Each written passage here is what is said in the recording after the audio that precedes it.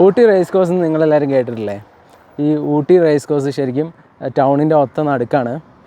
ശരിക്കും പറഞ്ഞാൽ bus സ്റ്റാൻഡില്ലേ, Tamil Nadu state transport കോർപ്പറേഷൻ്റെ ആ ഒരു ബസ് സ്റ്റാൻഡില്ലേ, അതിൻ്റെ തൊട്ടടുത്ത് തന്നെയാണ്, അതിൻ്റെ ഓപ്പോസിറ്റാണ്.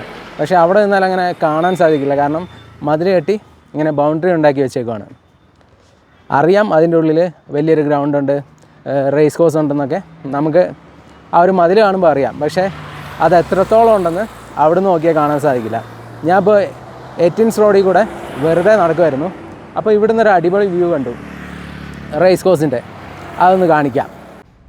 ഊട്ടി റേസ് കോഴ്സിൻ്റെ ടോട്ടൽ ഏരിയ 54 ഏക്കർ ഉണ്ടെന്നാണ് ഗൂഗിൾ സെർച്ചിലൂടെ എനിക്ക് മനസ്സിലായത്.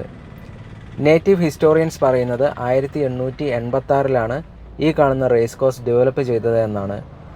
അതെന്തായാലും ബ്രിട്ടീഷുകാർ ഡെവലപ്പ് ചെയ്തതായിരിക്കും. ഇവിടെ സാധാരണ സമ്മറിലാണ് റേസ് നടത്താറ്.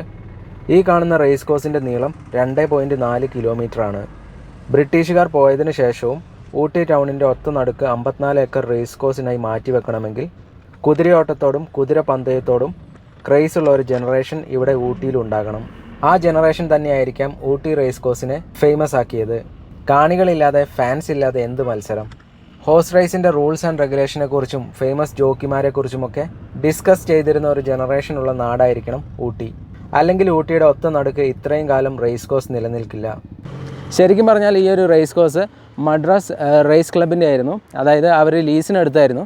ലീസ് എമൗണ്ട് ഈയിടെയായിട്ട് അവർ അടയ്ക്കുന്നില്ല. അതുകൊണ്ട് ഗവൺമെൻറ് ഇത് തിരിച്ചെടുത്തിട്ട് എക്കോ പാർക്ക് ആക്കാൻ പോവുകയാണെന്നാണ് എനിക്ക് മനസ്സിലാക്കാൻ സാധിച്ചത്. അങ്ങനെയാണ് ഗൂഗിളിൽ സെർച്ച് ചെയ്തപ്പോൾ എനിക്ക് മനസ്സിലായത്. റേസ് കോഴ്സിൻ്റെ ആ ഒരു പ്രൗഢഭാവത്തിലല്ല ഇപ്പോൾ റേസ് കോഴ്സ് ഇരിക്കുന്നത്. അത് ഏകദേശം എല്ലാം ഡെമോളിഷ് ചെയ്ത ആ ഒരു രീതിയിലാണ് ഇരിക്കുന്നത്.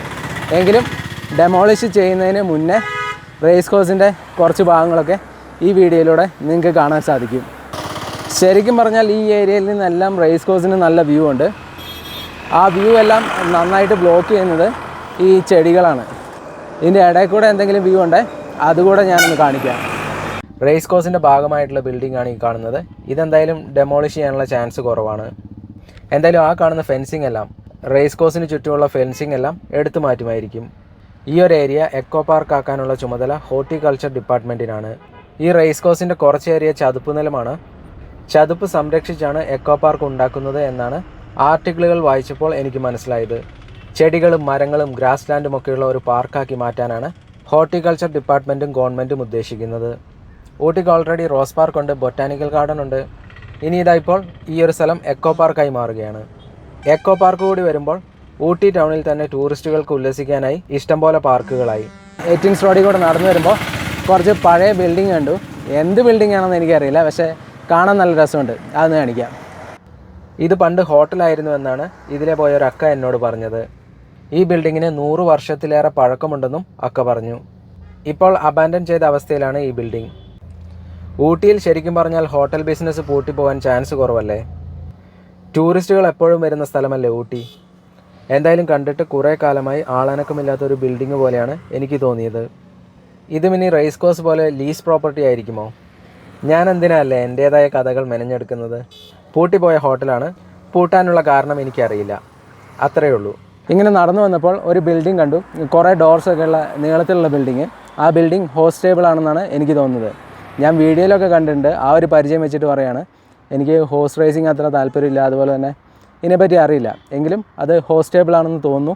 അതുകൂടെ കാണിക്കാം. കണ്ടിട്ട് ഹോസ്റ്റേബിൾ പോലെ തോന്നുന്നില്ലേ? കുറേ ഡോർസുള്ള ഈ ഒരു നീണ്ട ബിൽഡിംഗ് കണ്ടിട്ട് എനിക്ക് അങ്ങനെയാണ് തോന്നിയത്. കുതിരകൾക്ക് വിശ്രമിക്കാനും ഫുഡ് കൊടുക്കാനുമുള്ള ബിൽഡിംഗ്, അതാണ് ഹോസ്റ്റേബിൾ. ഇപ്പോൾ ഈ ബിൽഡിങ്ങിൽ കുതിരകളൊന്നുമില്ല. റേസ് നടന്നിരുന്ന സമയത്ത്, അതായത് റേസിംഗ് നടന്നിരുന്ന മാസങ്ങളിൽ കോമ്പറ്റീഷനിൽ പങ്കെടുക്കുന്ന കുതിരകൾക്ക് ഭക്ഷണം കൊടുക്കുന്നതും അവ വിശ്രമിക്കുന്നതുമൊക്കെ ഇവിടെയായിരിക്കും. റേസ് കോഴ്സിൻ്റെ ബേർഡ്സ് ഐ വ്യൂ ഇതിന് ചുറ്റുമുള്ള ഏതെങ്കിലും മലയുടെ മുകളിൽ നിന്ന് കാണാൻ സാധിക്കും, അതുറപ്പാണ്. അങ്ങനെ ഏതെങ്കിലും മലമുകളിലുള്ള ഹോട്ടലിൽ താമസിക്കാൻ പറ്റുമോ എന്ന് നോക്കട്ടെ. അങ്ങനെ താമസിക്കാൻ പറ്റിയാൽ റേസ് കോഴ്സിൻ്റെ ബേർഡ്സ് ഐ വ്യൂ മാത്രമല്ല, ഊട്ടി ടൗണിൻ്റെ നൈറ്റ് വ്യൂവും കാണാൻ സാധിക്കും. ഊട്ടി ടൗൺ ഫുൾ ഇലിമിനേറ്റ് ചെയ്ത് നിൽക്കുന്ന കാഴ്ച അടിപൊളിയായിരിക്കില്ലേ? അങ്ങനെയുള്ള ഒരു സ്ഥലം കണ്ടുപിടിച്ച് അവിടെ ഒരു ദിവസം സ്റ്റേ ചെയ്യണമെന്നാണ് ഞാൻ വിചാരിക്കുന്നത്. ഊട്ടി റേസ് കോഴ്സിൽ അവസാനമായി ഹോഴ്സ് റേസ് നടന്നത് 8 മാസം മുമ്പാണെന്ന് ഞാൻ നേരത്തെ പറഞ്ഞല്ലോ. ബ്രിട്ടീഷുകാരുടെ കാലത്ത് തുടങ്ങിയതാണ് മദ്രാസ് റേസ് ക്ലബ്. 8 മാസം മുമ്പ് നടന്ന ഹോഴ്സ് റേസിൻ്റെ ടോട്ടൽ പ്രൈസ് മണി 7 കോടിയിലും കൂടുതലായിരുന്നു. അപ്പം മദ്രാസ് റേസ് ക്ലബിൻ്റെ കയ്യിൽ റേസ് നടത്താൻ ക്യാഷ് ഉണ്ട്. പിന്നെ എന്തായിരിക്കും ലീസ് എമൗണ്ട് കൊടുക്കാഞ്ഞത്? 822 കോടി രൂപ അരിയറായി മദ്രാസ് റേസ് ക്ലബ് ഗവൺമെൻറ്റിന് കൊടുക്കാനുണ്ടെന്നാണ് റിപ്പോർട്ട്. മദ്രാസ് റേസ് ക്ലബിൻ്റെ വേർഷൻ എന്താണെന്ന് കൂടി അറിയണ്ടേ? അവരുടെ വേർഷൻ വിശദീകരിക്കുന്ന ആർട്ടിക്കിളും ഗൂഗിളിലുണ്ട്. 1986 വരെ 84,977 രൂപയായിരുന്നു ലീസ് റെൻ്റ് എമൗണ്ട്. പിന്നീട് ഹൈക്കോർട്ട് അത് 95,000 പ്ലസ് ആക്കി.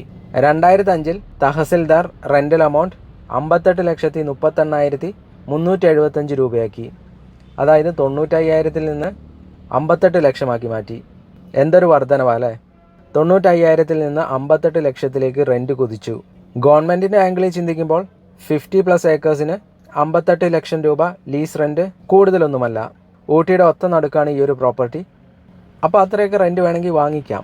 പക്ഷേ മദ്രാസ് റേസ് ക്ലബിൻ്റെ ആംഗിളിൽ ചിന്തിക്കുമ്പോൾ 95,000 പ്ലസ് ഉണ്ടായിരുന്ന റെൻറ്റ് പെട്ടെന്ന് 58 ലക്ഷമായി മാറി. അതൊരു ഹ്യൂജ് എമൗണ്ടായി മാറി. എന്തായാലും റിവൈസ് ചെയ്ത rent amount Madras race club അടയ്ക്കാത്തത് കൊണ്ട് അവരുടെ കുടിശ്ശിക 822 കോടിയായി. 822 എന്നുള്ളത് ചില റിപ്പോർട്ടുകളിൽ 873 കോടി ഉണ്ടെന്നും കാണിക്കുന്നു. അപ്പോൾ പെർമനൻറ്റ് ക്ലോഷറിൻ്റെ ആ ഒരു റീസൺ നിങ്ങൾക്ക് മനസ്സിലായില്ലേ? ഞാനിങ്ങനെ നടന്നു വന്നപ്പോൾ റേസ് കോഴ്സിൻ്റെ സൈഡിലായിട്ട് വാച്ച് ടവർ പോലത്തെ ഒരു സ്ട്രക്ചർ കണ്ടു. പെർമനൻറ്റ് സ്ട്രക്ചറൊന്നുമല്ല, ജസ്റ്റ് ടെമ്പററി ആയിട്ട് കെട്ടിയുണ്ടാക്കിയിരിക്കുന്ന ഒരു സ്ട്രക്ചറാണ്. അത് എന്തിനു വേണ്ടിയുള്ളതാണെന്ന് എനിക്കറിയില്ല. എന്തായാലും ചിലപ്പോൾ ഗാർഡ്സിനൊക്കെ അവിടെ നിന്ന് ഇത് ചുറ്റും നിരീക്ഷിക്കാനൊക്കെ ആയിരിക്കും. ആ ഒരു സ്ട്രക്ചർ കാണിക്കാം. ഇതാണ് ഞാൻ ആ പറഞ്ഞ വാച്ച് ടവർ, തട്ടിക്കൂട്ട് വാച്ച് ടവർ. വാച്ച് ടവർ ആണെന്നുള്ളത് എൻ്റെ ഒരു ഊഹമാണ്. ഞാൻ ഗൂഗിളിൽ സെർച്ച് ചെയ്തപ്പോൾ 8 മാസം മുമ്പ് ഇവിടെ ഒരു റേസ് നടന്നിരുന്നു. അപ്പോൾ അതിനോടനുബന്ധിച്ച് ഉണ്ടാക്കിയ തട്ടിക്കൂട്ട് വാച്ച് ടവർ ആയിരിക്കും, എൻ്റെ ഊഹമാണ്. എറ്റിൻസ് റോഡിൽ നിന്ന് റേസ് കോഴ്സിലേക്കുള്ള ആ ഒരു വ്യൂ ഇത്രയൊക്കെ ഉള്ളൂ. ഞാൻ ഫുള്ള് നടന്നു. ഇപ്പോൾ ATC ബസ് സ്റ്റാൻഡിൻ്റെ അടുത്തെത്താനായി. കൂടുതലായിട്ടും ചെറിയ ഫെൻസിങ് വെച്ചും പിന്നെ പ്ലാന്റ്സും മരങ്ങളും ഒക്കെ വെച്ച് റേസ് കോഴ്സിലേക്കുള്ള വ്യൂ ബ്ലോക്ക് ചെയ്തിരിക്കുകയാണ്. അപ്പോൾ ഇത്രയൊക്കെ കാണിക്കാൻ സാധിക്കുള്ളൂ. ഈ ഒരു റേസ് കോഴ്സ് ഇനി ഇവിടെ അധികം കാലം കാണില്ല. ഇനി ഒരായിട്ട് എക്കോ പാർക്ക് വരുവാണ്. ഇത് ഡെമോളിഷ് ചെയ്യുന്നതിന് തൊട്ട് മുമ്പെയുള്ള വീഡിയോ ആണ് ഞാൻ നിങ്ങളെ കാണിച്ചത്.